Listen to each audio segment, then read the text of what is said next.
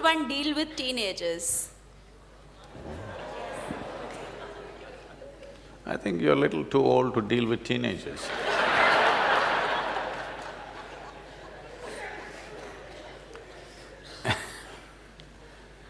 See,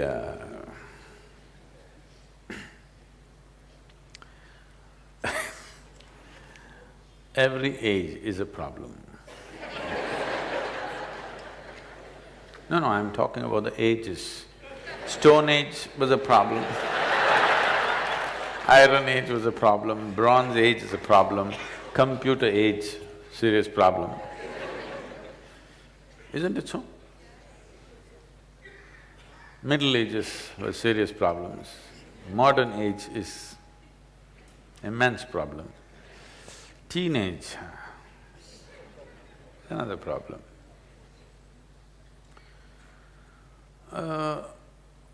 I hope you had a normal birth and… You were born normally?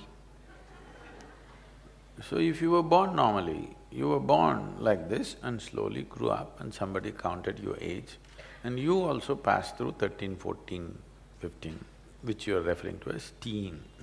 This is just a certain developmental stage, like an infancy, like childhood, like adolescence, adulthood, old age, middle age, whatever. These are all different. We're trying to segment it, but essentially this is a physical journey of a body. Tell me one phase of your life which is not really a problem.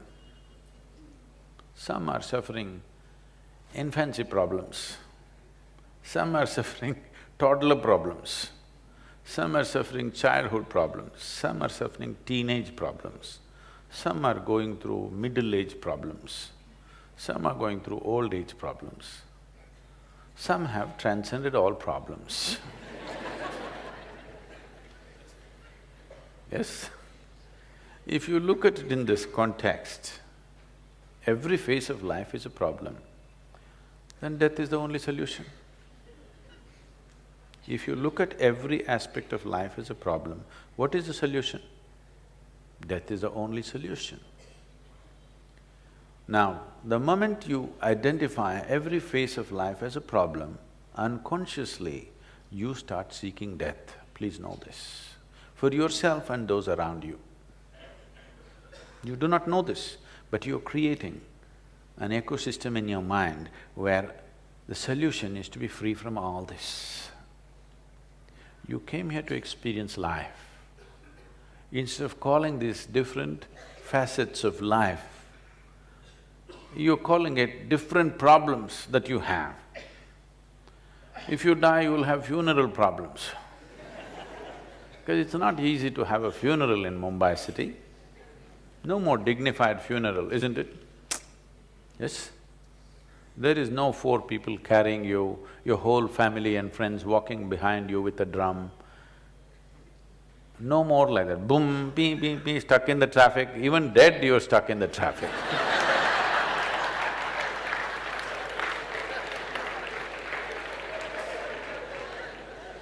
I want you to understand this. There are various types of situations in your life. They're just situations. Some you know how to handle, some you're yet to know how to handle. Whatever you do not know how to handle, you call it a problem. The moment you call something a problem, the moment you identify a situation, it's a simple situation, because you have not equipped yourself to handle the situation. You call it a problem. The moment you call it a problem, unpleasantness is a natural consequence of that. Your children are growing up, it should be a joyful moment. Yes? They become teenagers means they're growing rapidly. Yes? Or in other words, unfortunately, they're beginning to become like you. And you're distressed because you can see they're becoming like you, I can understand.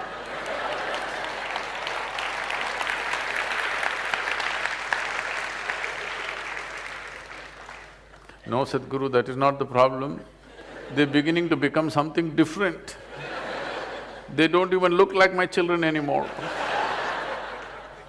We have eulogized, we have unfortunately eulogized helpless states of life. When you say infancy and childhood, what you're talking about is a certain phase of our life when we are pretty helpless. Without outside help, we cannot survive or be anything. So we have eulogized this. Even so-called spiritual teachers are going about saying, I am a child. I don't want to meet an adult who is a child. It's another way of saying, I'm retarded.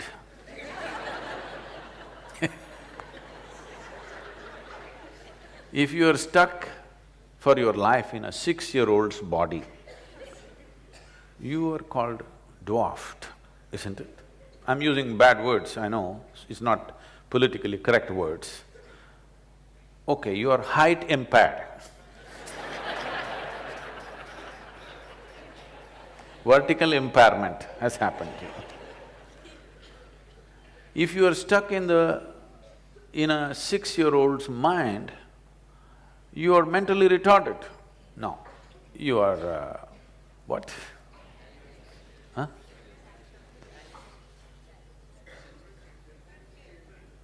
Differently abled you become. These are pretty words, all right, we don't want to insult people who are in such situations, we appreciate that. But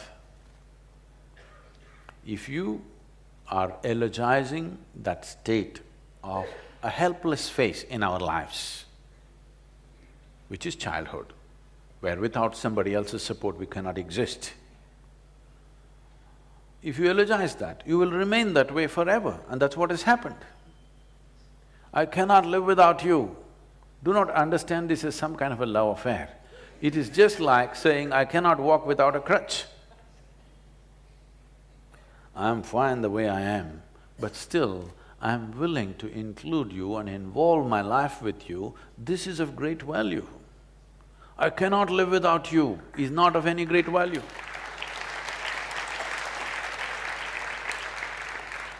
I can live without anybody's attention, but I'm willing to throw myself with absolute involvement with whoever is here right now. This is of value. Because you're eulogizing helplessness or helpless phases of our life. When you are a little baby, you can't even pee by yourself, somebody has to take you. I'm saying, I'm like a child means then I'm looking where are the diapers, please let's give him one, you know. Now what's happening with the so-called teenagers, you got used to your child as a helpless creature. Now he is finding his own feet, you don't like it. You want to condense him into boo, boo, boo, my boo, boo. What you need is a toy or a doll to play with, or maybe a dog. A couple was struggling, not able to make a decision whether to have children or not. The debate between the husband and wife was, the husband wants to have children, the wife says, it's not necessary, we can get a dog instead. Because they couldn't settle it, they went to a marriage counselor. So they said, we are not able to make up our mind whether to have children or to get a dog. What should we do? So marriage counselor said, this is very simple, you want to ruin your carpets or your life, you must decide.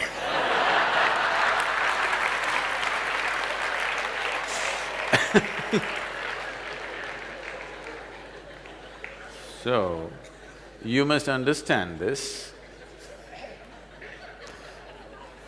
If your life is a concrete block, when I say a concrete block, it has clear defined boundaries. This is what I am, like just now Anupama was saying.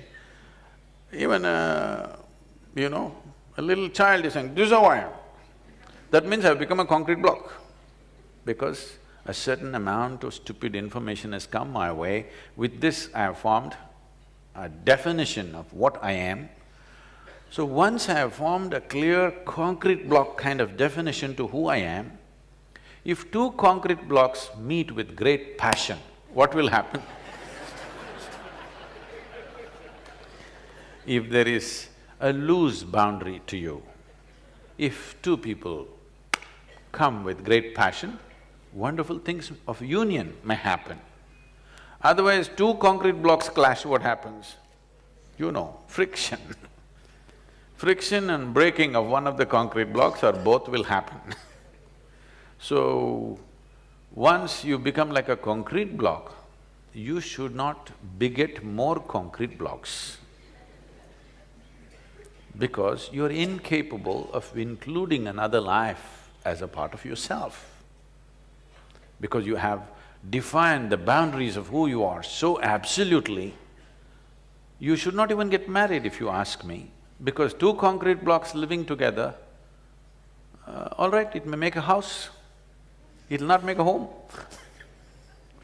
Concrete blocks together will make a house, isn't it? Nothing more beautiful than that will happen. We're already too overbuilt in Mumbai. We don't have to build more, okay? So children when they come, when they're helpless and for everything they look up to you, you think your children are magical because they're helpless. Suppose the baby popped out of you and stood up and said, "Hey, who the hell are you?"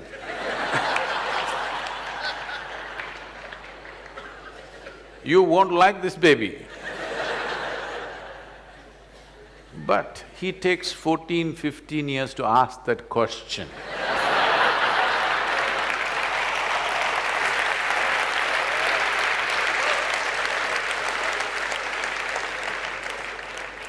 In fact, that is all a teenager is asking, okay, who the hell are you? So, if you want to be somebody to that new fresh life which has come, you must not have defined boundaries of who you are.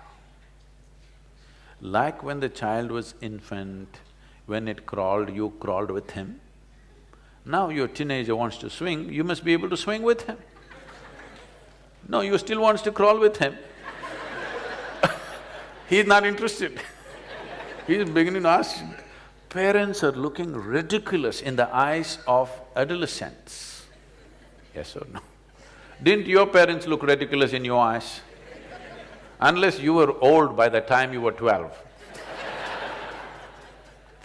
If you were young and energetic, your parents look ridiculous because they think still you need to be crawled around and choo-choo-choo, moo-moo-moo, poo-poo-poo to you. Every day life is changing within you because you're growing rapidly and the fools around you not able to grasp that, whoever they are. Usually, grandparents become little more endearing than parents because they have little faraway look, you know, a little faraway look, because teenage means you're slowly getting poisoned by your hormones. Old age means you're being released from that. So they kind of understand.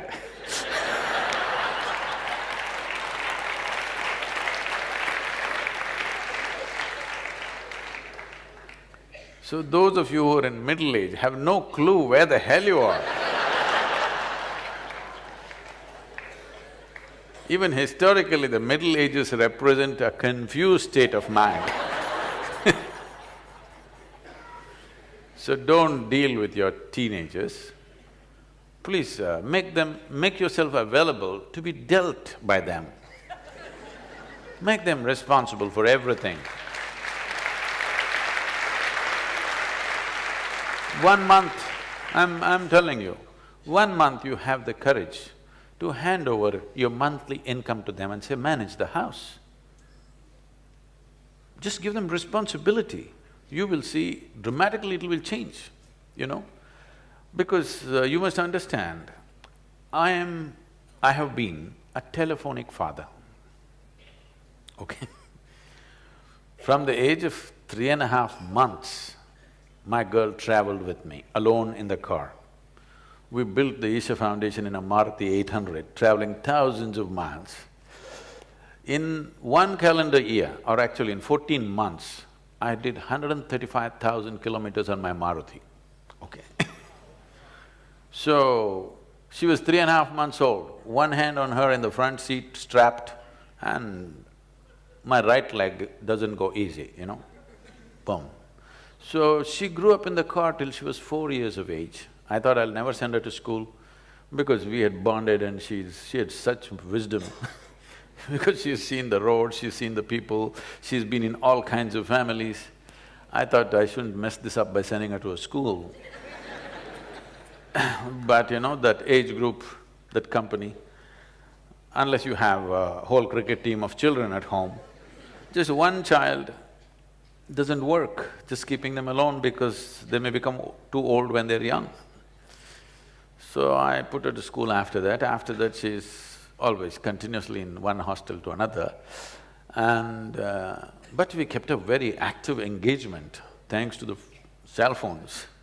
Earlier it was the black phone, I would stop somewhere on the highway because I know only at a particular time you can call her in the school. The school opens that phone time only 1 hour. So I am somewhere on a highway, find that black phone and get on, and for that 1 hour I'm on the phone with her. That side for her, all the children outside are screaming at her. Here at the booth, all the people are banging on the booth. So I always had this thing at that time. I'm driving on the highway, I have many phone calls to make, local, international, all kind. First I would get down and go to that phone booth guy and give him 5,000 rupees. He'll be surprised, just hold it. Deposit. And I get into the phone booth and now I am a valued customer. The other people come and they want to make the call within 3 minutes. And they're all standing in a queue and making faces at me and just gesticulating, but that guy says, no, don't disturb him. Because straight 5,000 rupees, I'm making international calls, all calls, because there was no cell phones at that time. So I find this time and speak, and after that she went to college and then everything, whatever she's been pursuing, always on phone, and we've kept a very active engagement, and we've never really stayed home. If she comes for vacation, next day we'll be traveling somewhere, but never really at home. But a very active relationship I kept with her. So I find this time and speak, and after that she went to college, and then everything, whatever she's been pursuing, always on phone, and we've kept a very active engagement, and we've never really stayed home. If she comes for vacation, next day we'll be traveling somewhere, but never really at home. But a very active relationship I kept with her, largely on the phone thanks to all the telephone waves that are going on. So, it was such an active engagement. Why I'm saying this is, and whenever I saw there's a certain intelligence in every child, I'm not trying to project this is a special child, no, she's just normal, brought up in a special way, for sure. So the thing is just this, if she comes home or if she's with me, I leave all my important decisions in her hands. She's only 5, 6. People's problems, foundation issues, administration, I just put it to her. She comes up with her own wacky solutions. But 5 out of 10 times, she would come out with something brilliant. This is not… I want you to understand, I'm not projecting this is a special child. It is just that most people never give that opportunity to a child's intelligence because they want to do boo-boo-boo-boo, do-do-do-do with the child. I never bought toys for her. If she wanted to play, I took her out for a walk in the jungle, I put her up on a tree, she learned to climb trees and do things and stuff. Never bought her toys, ever. Here and there somebody gifted, but she never was interested in them because there were more exciting things. I caught snakes for her, I caught garden lizards for her, more exciting things, live things to play with.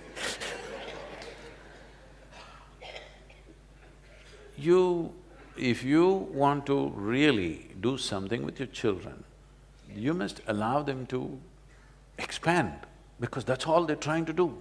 Their body is not the only thing that's growing. The potential of being human being is growing, you must allow them to expand. Instead of that, you're seeing how to constrict them, then you will have a huge problem.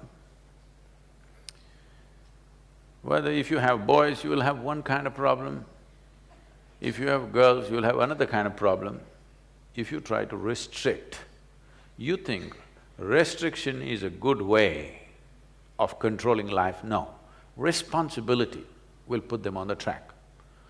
Hand over your money to them and tell them, this month you're on vacation, you handle this, whichever way.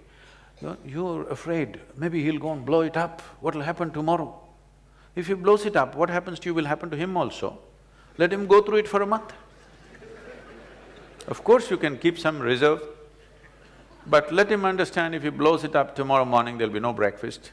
And let him go through that, what's the problem? Let him understand that's the way it is. It's better to learn in a protected, caring atmosphere than out on the street tomorrow morning, isn't it?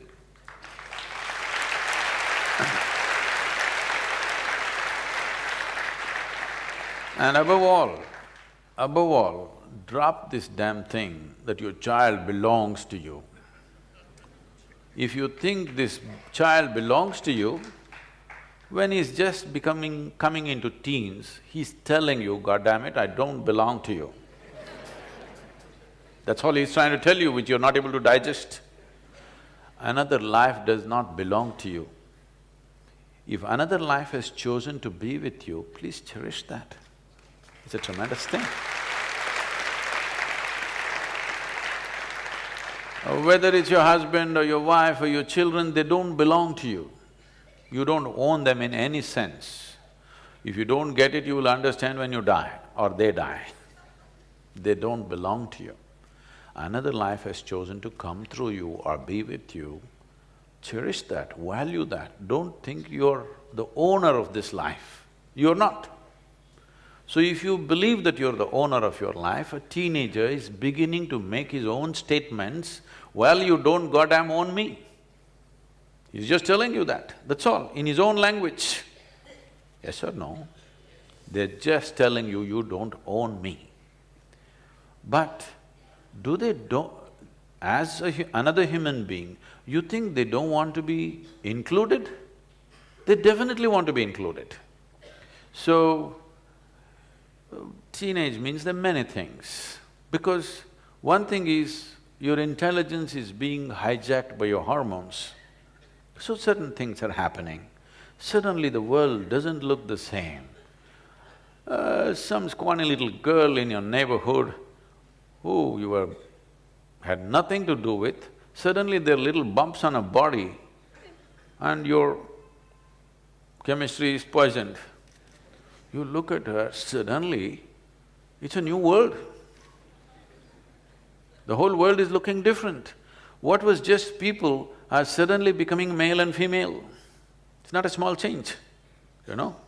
What were just people are suddenly becoming something else and something else. Suddenly you're interested in only half the humanity.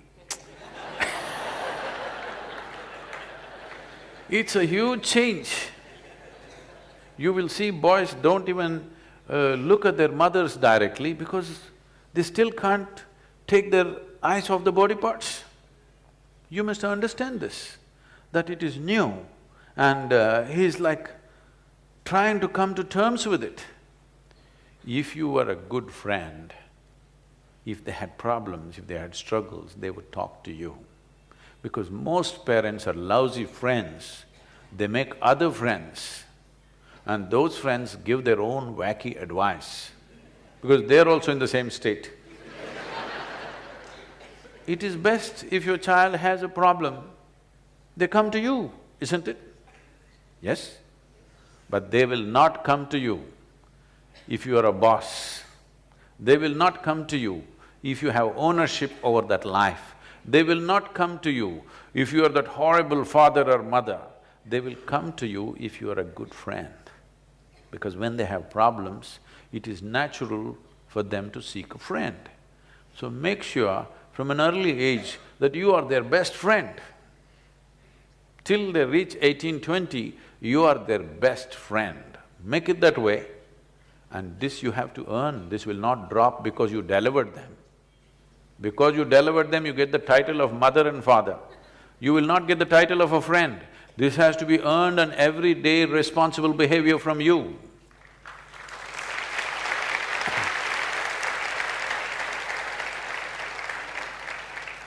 I don't want to go too hard on you, we'll leave you here.